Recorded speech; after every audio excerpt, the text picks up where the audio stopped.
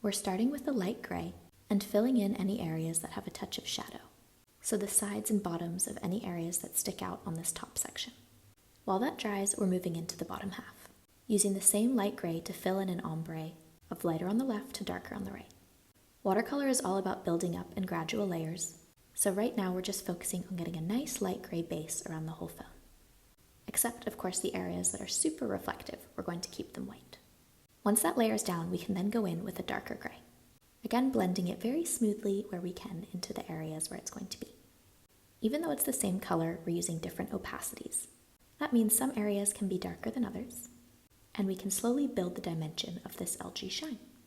Because the phone is at an angle, the right side is going to be a little darker than the left.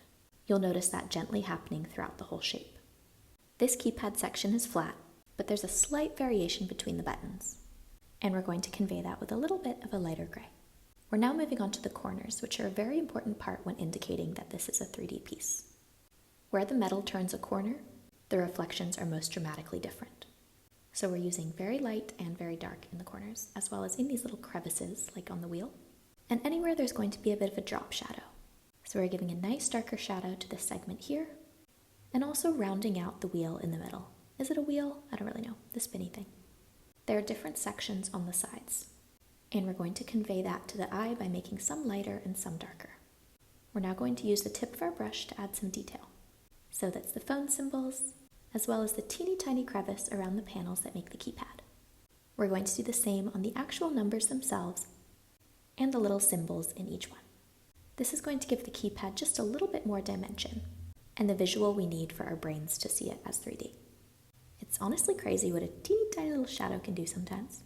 We're now going to give quite a dark little shadow to these buttons. They really stand out compared to the rest of the sleek design, and the darker the shadow, the more that's suggested. There's also a big curve where the top panel slides down into the bottom section of the phone. So we're adding some darkness to make sure that that is clear and convey that the phone is curved. We then, of course, need to do this shadow here, and we're blending out that harsh edge with a clean, wet brush. That shadow tells us that the top section of the phone can slide down into the bottom. Now, in one big sweep, we're going to do the reflective mirror of the phone screen. Doing a fade of darker gray in the bottom right corner to almost paper white in the top left corner suggests that the screen is reflecting something. We're now going to add details to a couple little sections in our darkest shade yet, to really make those areas pop and stand out. And there we have our little watercolor LG Shine. Prints of this piece are on my website.